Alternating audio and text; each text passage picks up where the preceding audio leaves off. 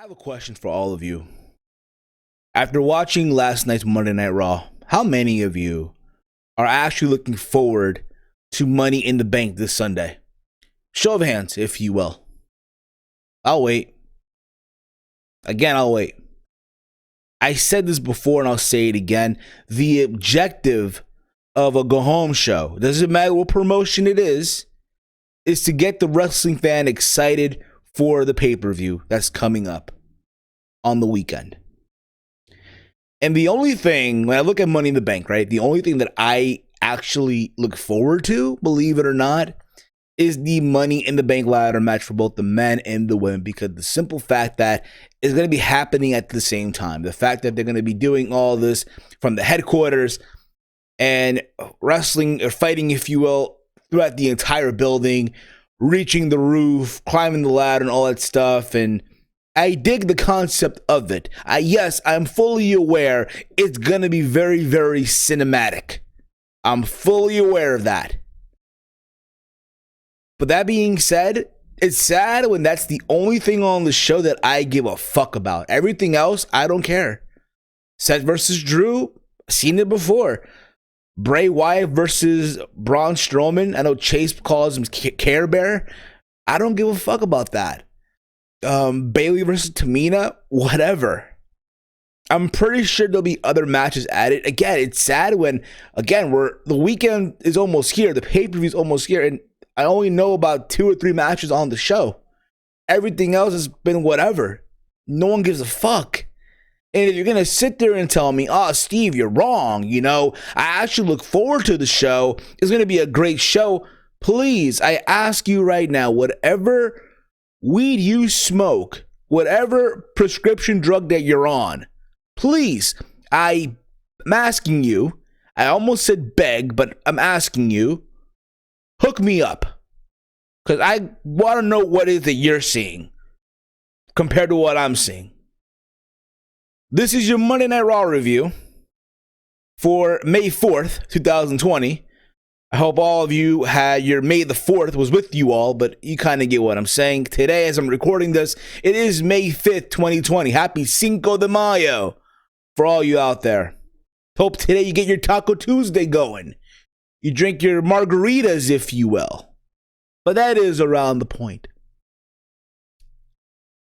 This Raw from last night, I'm going to say this right now, was yet the same awful go-home show to yet another fucking pay-per-view coming up. Yes, AJ Styles came back. Whoop-de-doo, he's back. Awesome. He came back in an awful gauntlet match. I'll say that. What else happened on the show? The tag team match between the Street Profits and the Viking Raiders, which apparently, I could be wrong on this one, I could be totally wrong, is going to take place on Sunday on the pay-per-view, but yet they had the match on Raw, which made no fucking sense. Charlotte Flair, once again, is beating up yet another victim, if you will, this time in Liv Morgan. And the main event of Drew versus Buddy Murphy. Here's my question in all this. Where the fuck was Jinder Mahal? Where was Jinder My Balls? Now, I'm pretty sure all of you saw this photo that I want to say WWE Twitter account from India posted. It's a photo of Drew McIntyre and Jinder Mahal. And the top of the photo, it says Dream Match. I wish I could pull it up right now, but I don't have it on me right now. But if you go on WWE's Twitter, the India one, right? The one from India, that's what they have. The writing's on the wall, people. It's going to happen. Jinder Mahal versus Drew McIntyre. SummerSlam 2020. Whether it's in Boston or if it's in the Performance Center, it's going to go down. Oh boy, oh boy. If you guys, again, enjoyed Monday Night Raw, please let me know. If you thought Raw was shit, please let me know. If you're in the mix, please let me the fuck know. You can follow me on Twitter at HeelSteven. If you are new to the channel, hit that subscribe button down below. Give the video a big old thumbs up and share it through social media. Why the fuck not? Why the fuck would you not? This video is being sponsored by the good people over at Honey. Let Honey save you money. All you dorks and mother flowers out there, get your instant deals, coupons, and promo codes on all of your online shopping. Now, I know a lot of you throughout this time are doing a lot of online shopping. Amazon, eBay, Wish, Nike, Adidas. For all my sneakerheads out there, to get your expensive kicks, you go to GOAT or Flight Club, if you will. Let Honey save you money. Use the special link that you see in the description box. You click on that link, and through that special link, you sign up and you start saving. Again, let Honey save you money, ladies and gentlemen, dorks and mother flowers. So this Raw, again, the go home show, and again, it didn't really feel like a go home show to me. It felt like another depressing episode of Monday Night Raw, but that's my humble opinion. People say, Steven, you're wrong. How dare you say that? So it opened up with the MVP interviewing Asuka, Nia Jax, and Shayna Baszler, the women that are representing Monday Night Raw in the women's Money in the Bank ladder match. Now, apparently, MVP, the only one that understands Japanese, because Asuka speaking in Japanese, MVP understood her, so it seems. Out came Nia Jax, and out came Shayna Baszler. They're all sitting down. They're supposed to hype up the women's ladder match coming up and why they're going to win and stuff like that. And Asuka just started screaming out in Japanese, and she referenced Kairi Singh, because that's all I can definitely hear is Kairi, regarding the Nia. Nia Jax just stood there. She spoke for a little bit, but again, it just comes off like, whatever. Shayna Baszler, she spoke in Latin, if you will. I forgot what she said, but she spoke in Latin. And all of this led to a double team attack of Shayna Baszler and Asuka to Nia Jax. And it's funny because when they attack her, Nia breaks the chair that she's sitting on. I want to believe it was a plant chair, a gimmick chair, but it was funny. The visual of it was funny. And there was that. And remember, last week on Monday Night Raw, Nia Jax attacked both Shayna and Asuka. They were supposed to have a triple threat, but she took them out with ladders. So they got their revenge. Again, like I said in the beginning of the video, I look forward to seeing the match for the visual of how all this is going to go down. Other than that, it's whatever. But that's how we kick off Monday Night Raw. Bring out MVP. Because why the fuck not? Right? Why the fuck not? We then get a gauntlet match. The last chance gauntlet match. Because Apollo Crews, because of his injury from last week, he had to give up his Money in the Bank ladder match spot. Right? So it's up in the air. Anyone can get the last spot, right? So we kick off with Bobby Lashley. He beats Titus O'Neil with a spear. I literally blinked and it was over. He then went on to beat Shelton Benjamin with a spear. Again, another one where, again, I blinked and it was over. And out came Humberto Carrillo. And this could have been easy for Lashley, right? I'm surprised they brought out Humberto Carrillo. I have not seen this motherfucker in such a long time, right?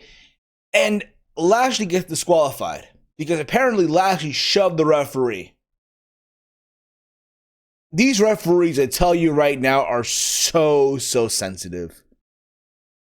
This whole notion of shoving, and again, we've seen this before. We've seen in wrestling where referees get shoved and the match still continues. The fact that Lashley got disqualified was fucking stupid, but I get where they were trying to go with this.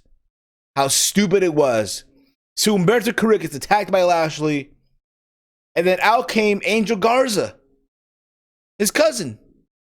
And again, they have a match, what have you. They're doing their thing, right? And Humberto Carrillo finds a way to get the upset win over his own cousin, countering the wing clipper into a sunset flip. That's one of Selena Vega's members of the stable, if you will, right? And then after this, out came Austin Theory. And again, you think Theory going to be the one to beat him, right? Nope. Carrillo defeated Austin Theory by countering a superplex with an inside cradle. That's two guys from Zelina's faction or stable, if you will, that are, again, they lose. And it's like this whole thing where I want to take this group serious. And again, it's a group of young talent, right? I thought for a second that Andrade was going to come out, and no, there's no Andrade. No Andrade. But the point of the matter is, again, this is the faction that you want to take serious, but you can't because they keep taking L. They keep taking losses and shit. And again, you know, I know there's other podcasters, other YouTubers that have said that, oh, they're getting buried, this and that. I didn't want to believe it. I really, really did not. But now after watching all this shit, it's like, damn, bruh. Y'all make a valid point. Y'all make a fucking valid point. And again, I can't take this group serious. I look at it, it's a joke. It's a fucking joke. No one, and I guarantee there's not a single person that takes this group serious right now. Seriously, it's fucking stupid. And then after this, out came AJ Styles. Oh boy. Can you imagine what would have happened if AJ Styles would have lost to Humberto Carrillo? Oh my God. Just the eyes rolling back in people's heads and shit. I'm just saying, okay? That didn't happen. Thankfully, that didn't happen. Styles returned, and apparently he came back from the dead, right? He defeated Humberto Carrillo with the calf crusher. After the match, he goes on and he attacks Humberto Carrillo. He talks about how he's not dead. He's not a ghost. Yes, he was buried alive, but he rose, and now he has an opportunity to become WWE champion, be in Money in the Bank, and be phenomenal. Again. And you know, again, you could have seen this coming from a mile away. Granted, honestly, I would have waited to bring back AJ. That's just me, of course. I would have not brought him back here right away. I can understand if you look at the men's Money in the Bank right now. Who do you have? You have Daniel Bryan. You have Baron Corbin. God help us all. You have, who else do you have from the? You have fucking Otis. Yeah, Tucky. Right. You have fucking Rey Mysterio. You have Aleister Black, and now AJ Styles. So as far as name value, yes, it's stacked, if you will. I would have waited, honestly, to bring back AJ Styles. That's just me, of course, but hey, it is what it is. Or hell, you know what? I would have had this whole thing where you have Apollo Crews demanding to, hey, get his spot back, but hey, he has to wrestle, he has to fight to get his spot back. I would have done that. But instead, hey, they went with Humberto Carrillo. It's dumb, but whatever. Again, this whole match was as stupid as fuck. A long match just to kill time at the same time as well. But it was dumb. It was stupid. You knew what was going to happen, right? You knew the fuck this was going to be going. We get a sit-down interview with Seth Rollins, Charlie Caruso, interviewing Rollins here, talking about how apparently McIntyre is not fit to be the standard bearer of WWE, and he promised to stomp away Drew McIntyre's burden this Sunday. Again, he has a match. You want to give momentum. Fine. It is what it is. After this, we get a tag team match of Brendan Vink and Shane Thorne versus Ricochet and Cedric Alexander. Now, keep this in mind. Last week, they hyped up this match. MVP apparently is giving the endorsement of Brendan Vink and Shane Thorne. And it's one of those things where, listen, I said this before, I'll say it again. You know, it's cool that we're allowing guys from NXT that are at the PC that, you know what, they're giving them exposure. That's awesome. No one's saying that's a bad thing. But my issue is this, okay? Shane Thorne, this past Wednesday, right? On Monday, let's take this back. On Monday, right, they issued the challenge, right? Him and Brendan Vink challenge Ricochet and Cedric Alexander, right? On Monday. Wednesday, on NXT, he gets squashed by freaking Dexter Lumis. How do you expect me to take this guy serious going into this match on Monday when he got squashed by Dexter Lumis? And here, they win. They beat Cedric Alexander and Ricochet, a tag team that they put together randomly because WWE had nothing for these two guys. And they were on a win streak, and now, boom, just cut short. I would have not, and I'm saying this right now, I would have not had Ricochet and Cedric lose this quick. Fuck, not quick in the match, but this quick in their run right now. You could have got a couple more wins, but the fact that they lost it is just stupid as all hell. Because what's going to happen this Wednesday on NXT? Is Brandon Vink going to be in a match with Dexter Lumis or some other person on the roster and lose? Or Shane Thorne, for that matter? I'm curious on this one. Someone help me out on this one. Help me out. But at the same time, with Ricochet and Cedric, the fact that they lost was fucking stupid. Fucking stupid as all hell. Also, I didn't mention this either, but I think Tosawa was also in the gauntlet match, I believe, as well. I could be wrong on that one too, but there was that. We had news that Edge and Randy Orton will be on next week's show. That's going to be interesting. They're going to be on Raw next week. We get a video promo from Aleister Black and Rey Mysterio, and they're both in the match coming up at Money in the Bank. Aleister Black talked about AJ Styles, how AJ's arrogance and all that stuff, and how if Aleister Black gets his hands on AJ, he's going to make sure that he's not just buried 6 feet deep. And Rey Mysterio talked about how at this stage of his career, you know, every opportunity counts. He's no longer a spring chicken. We already knew that. And that he's going to make the best out of this, right? Go all in on this, no pun intended. So there's that. Fine. We then get Charlotte Flair to come out to the ring in her ring gear. So you know she's having a match. And she's talking about Io Shirai. Because again, this coming Wednesday, Charlotte Flair versus Io Shirai. And she is interrupted by Liv Morgan. And this exchange back and forth, where, again, you know, Liv Morgan talking about how Charlotte Flair was giving the silver spoon up her ass, being in her mouth. Ric Flair's daughter handed everything. We've heard think about it, okay? If you're going to call out Charlotte Flair, can you at least come up with something different? Something that has not been said already? I'm just saying, listen, you know, yes, that may be true all the fuck you want, but we've heard this before. It doesn't come out as unique or original to me. And then they have a match. And what do you know? Liv Morgan, after having wins over Ruby Riott these past couple of weeks, is squashed by Charlotte Flair. I wouldn't have it any other way. I'm just saying. So there's that. I know there's an interview with Drew McIntyre backstage as well, talking about the match with Buddy Murphy, type of that as well.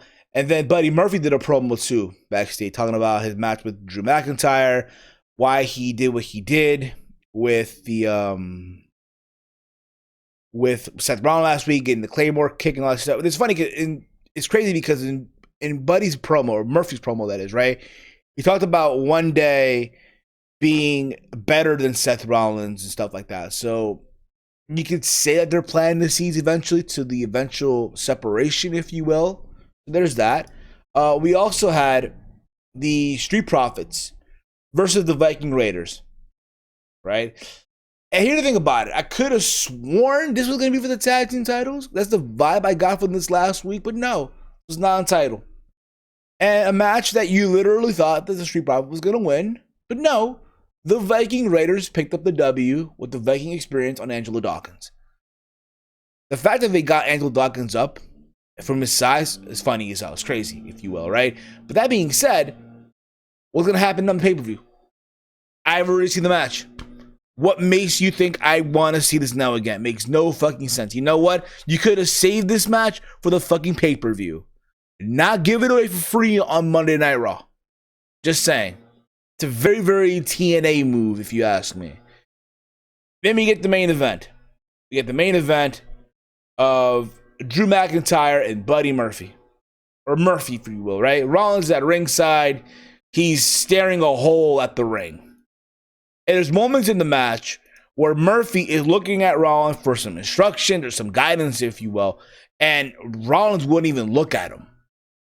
Maybe he heard what Murphy had to say backstage, but that was probably one of the reasons. And then, when it's all said and done, there's a moment in the match where Murphy is trying to hit a Claymore kick, but gets countered by Drew, and then the 1, 2, 3, Drew McIntyre wins.